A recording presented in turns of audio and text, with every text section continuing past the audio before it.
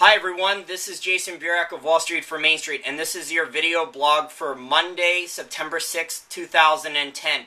Happy Labor Day to everyone. I hope your Labor Day weekend is going great, and I hope you're barbecuing or out watching football. And there's also a very big VT versus Boise State game tonight, and I bet you can guess which team I'm rooting for since I'm a Virginia Tech alum. Anyways, though, today I wanted to do a video blog for you all, for you Main Streeters, on some of the breaking news in the potash bid going on. It looks like BHP, their $130 bid is a joke, obviously. After a lot of the news that has gone on, and you guys have already seen my previous blog on it, I don't think $130 is going to cut it. I don't even think it's anywhere close to getting a deal done. I don't even think 150. And in fact, based on this news that's breaking down now, I think 150 is going to be low too.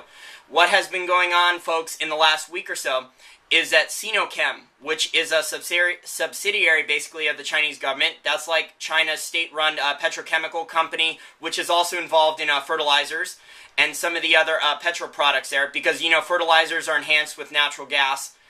But what's going on is Sinochem has hired HSBC Bank as a consulting firm to help them make a more attractive bid for Potash Corporation. Now, the Canadian government officials in the Saskatchewan area where Potash Corporation is located, where the majority of their assets are also located, does not really want China to own the whole company. But if a price is high enough, you know, we could see a deal done, folks. We could definitely see a deal done. I don't think $180 a share is going to cut it either.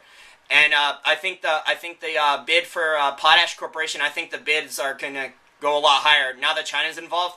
I mean, who has more capital than China?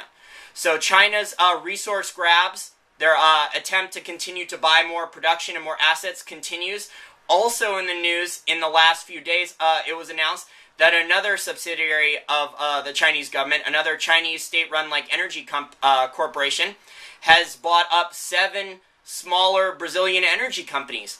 So these guys are making, the Chinese, who have more capital than anyone right now, are still making lots and lots of deals. And energy is definitely an undervalued sector. I know it has not performed well this year.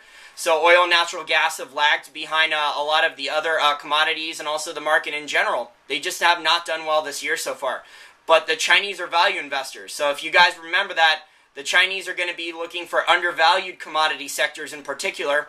And they're not going to try and chase the price too much. So I think this is part of China's investing philosophy, and I expect to see this forward.